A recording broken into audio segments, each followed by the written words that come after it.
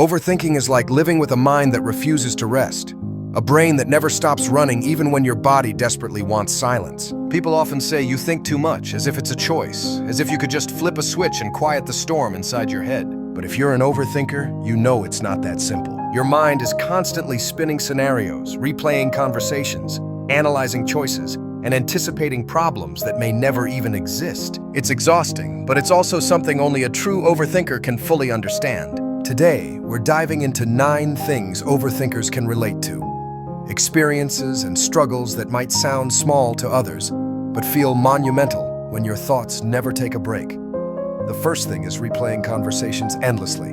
Overthinkers don't just talk and move on. Every word, every tone, every facial expression gets replayed like a movie in their heads. Did I say the wrong thing? Did they misunderstand me?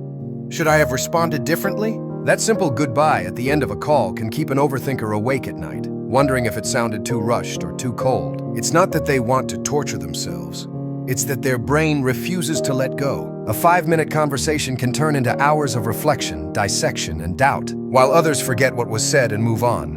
An overthinker carries the weight of every word long after the moment has passed. The second thing is the constant fear of making the wrong decision. For overthinkers, choices don't feel simple. They feel like life or death situations. Picking a restaurant, choosing a movie, or even buying something small can spiral into endless lists of pros and cons. What if I regret it? What if there's a better option? What if this tiny decision somehow ruins everything later? The pressure of making the perfect choice turns small decisions into overwhelming battles. Sometimes overthinkers get so stuck in indecision that they avoid making choices altogether, which creates even more frustration. To outsiders, it might look like hesitation, but inside, it feels like being trapped in an endless loop of what-ifs. The third thing overthinkers relate to is struggling to sleep because the mind won't shut off. Bedtime, which should be peaceful, often becomes a battlefield of thoughts. Instead of drifting into rest, the brain decides it's the perfect time to replay embarrassing moments from 5 years ago, rehearse tomorrow's meeting, or catastrophize about the future.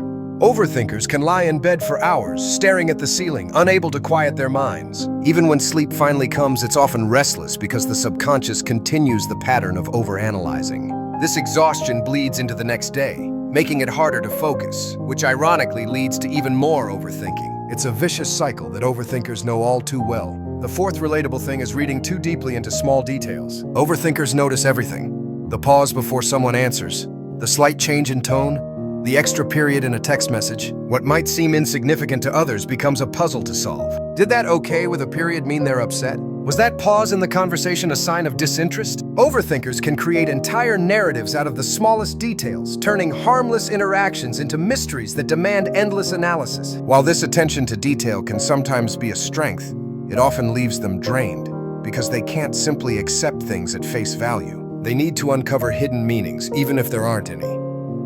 The fifth thing is imagining worst-case scenarios constantly. Overthinkers don't just consider what might happen. They envision every possible disaster in vivid detail. If a loved one doesn't answer the phone, the brain doesn't think, they're busy. It jumps straight to, something terrible happened.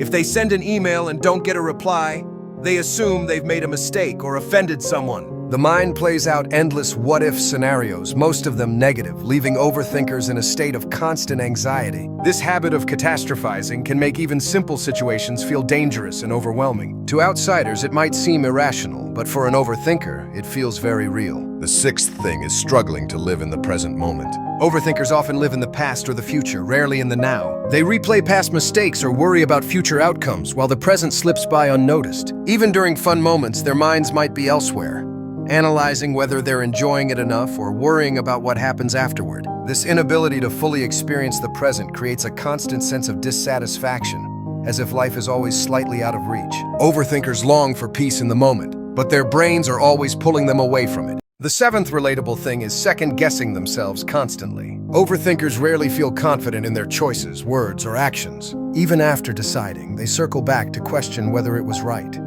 Did I handle that situation okay? Should I have done it differently? Was my idea good enough?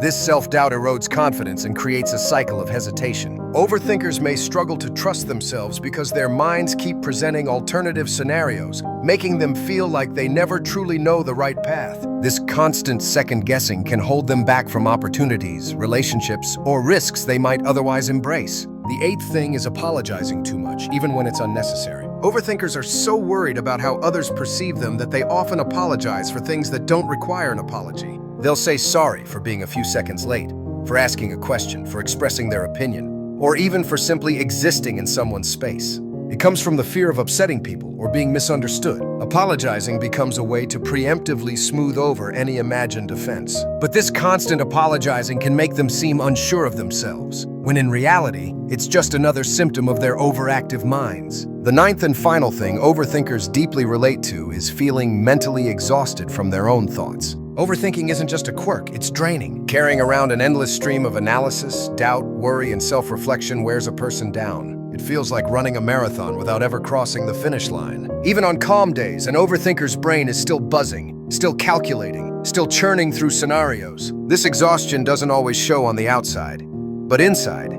it's like being trapped with a never-ending storm. That mental fatigue can affect mood, motivation, relationships, and overall well-being. Overthinkers know these struggles too well. They know what it's like to lie awake at night replaying conversations, to freeze when making choices, to catastrophize simple situations, to apologize unnecessarily, and to feel drained by their own thoughts. These experiences may be invisible to others, but to an overthinker, they're daily battles. The truth is, overthinking often comes from a place of care. Overthinkers care about doing things right, about not hurting others, about preparing for every possibility. It's not weakness.